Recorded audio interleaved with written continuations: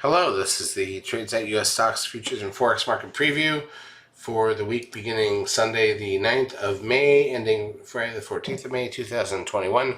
Hope you had a good trading week. It was a great trading week for us. Here's a look at the dollar index. It collapsed on Thursday and Friday, so it has come down. We've got some things going on based on some oil on the East Coast. We'll see what that means for everything moving forward. Let's look at Forex markets. We'll go through the daily charts. Here's the euro dollar to start with. We've got the inverse of the dollar index here, so it obviously popped up. Pound dollar, nothing here. It's kind of boring. Little tiny breakout, but it's nothing significant. The Aussie dollar did what it did here. The euro yen new highs. New closing highs is what it is. The pound yen, almost a breakout. We'll get close to that probably by tomorrow. We'll see what happens. Pound Swiss, nothing, dead flat. So let's look at the intraday action on these pairs. So the pound Swiss intraday over the week, 30-minute candles, nothing there. The pound yen, broke out late Friday, very late Friday. Nothing we could trade. But that's what it was. The whole week was very boring outside of that. The euro yen cup breakout, and we did. But again, in the last few minutes of the week, and including tonight's starting action, the Aussie dollar, nothing there. I mean, all week it was nothing. It was literally an 80 pip range, and then broke out Friday afternoon. Doesn't really help us. Pound yen, nothing here. Dead flat. Nothing going on. The euro yen was also dead flat, like literally 100 pips of range all week until late Friday, so it doesn't really matter. All right, so the Forex was not exciting. There's not much we can look at here. Let's go through the daily charts of the broad market. So here is, here's the daily chart of the ES, that's the front month futures contract. And if I go here, we got 12. We're 12 candles into a sell signal, so one more day up would give us a sell signal on the daily chart of the broad market. We'll see if that means anything. Let's go through everything else. Crude oil up 72 cents. Gold down 30 cents is what it is. S&P cash gains 30.98. Not much there. The NASDAQ 100, though, was up 105.89. Not near highs right now. We slipped back earlier. The stocks up 45, nothing matters there. The biotech's up 42, nothing matters there. The Russell 2000 up 30.20, sitting where it was 3 months ago. The VIX down $1.70. Trend closes at 0.78, 0.79, so that puts the 10-day moving average at 0.94. Remember, we got the sell signal on the broad market, and that helped us make some money this week, or the prior week, but that was under 0.85. We're not there right now. We'll see if we get it again, by the way. It could happen quickly. The NASDAQ volume, 4.3 billion shares. It's a big dip on Friday. We literally had started to pick up volume, and then it came back. Advanced decline ratio on the NASDAQ plus 12.73, so more stocks were up than down. It's not record highs or anything like that, but we'll see what we get. The advanced decline ratio on the New York plus 1606. Google gains 14.58.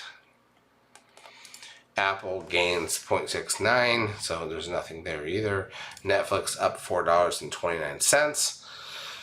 And that's in the middle of the range. This has been a horrible range from Netflix. I mean, literally between, it looks like a range from 460 to 580, but it's not that interesting. Amazon down 14.76, also very narrow over the last 6 months. Tesla up $8.83. Facebook down 94 cents. Zoom gains $2.19. Goldman Sachs up $4.92. New closing highest. TLT, the 20-year bond ETF, down 69 cents. The Dow up 229. Bitcoin is at 59,000 again, like nothing ever went wrong.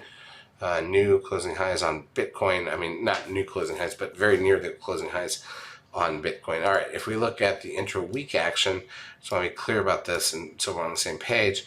This is where we're at when we go to 10-minute candles, so we can see the whole week. And this is interesting. So, Monday, a small gap up.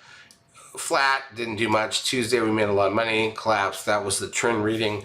Wednesday a small gap up, but closed almost even. At that point for the whole week we're nowhere. Then we opened flat, did dip a little bit, came back and closed nowhere. At that point we're still close. And then Friday, gap up, held the highs. So the whole week's kind of a mess. We made a lot of money on the short side, but then that's not where the money ended up being. I mean, we're nowhere on the markets. All right, it is what it is. In terms of economic data for the week moving forward, and let me make sure I get this week right. We're going to be going into, so that's that. So here's where we're at. Retail sales out of Australia, already done. Pound, Halifax, HPI, Centex, investor confidence here in Europe. Household spending out of Japan. Bank of Japan summary of opinions. CPI out of China, PPI out of China. Okay. 10-year bond auction Tuesday. German WPI doesn't really matter. And Italian industrial production, zoo economic sentiment. Annual budget release, NFIB, small business index here in the U.S. JOLTS job openings. Wednesday, leading indicators out of Japan, German final CPI out of Europe, preliminary GDP out of the UK, construction output out of the UK, GDP out of the UK, goods trade balance, index of services here out of the UK, industrial production. You skip to 2:45 a.m. Eastern Time, French final CPI. That's fine. CPI out of the US. So that's one of our big three. So we'll be half size for Forex ahead of Wednesday. That's what happens here. Crude oil inventories at 10:30, 10-year bond auction at 1, federal budget balance at 2, FPI out of New Zealand at 6:45, RICS house price balance at 7, bank lending and current account at 750, MI inflation expectations out of Australia, direct investment numbers out of China, 30-year bond auction out of Japan. Here in the US Thursday, unemployment claims, that's the initial and continuing jobless claims numbers. Core PPI, that's all 8:30 a.m. Eastern Time. Natty gas at 10:30. 30-year bond auction, business manufacturing index out of New Zealand. And then going into Friday, we've got manufacturing sales out of Canada, wholesale inventories out of Canada, core retail sales and retail sales here in the U.S., import-export prices. 9:15 industrial production and capacity utilization, CB leading index, preliminary University of Michigan sentiment, business inventories, and that's it. So charts as usual brought to you by eSignal. If you've not yet taken the trial of our services, feel free to do so. We will help you out for a couple weeks. Have a great trading week.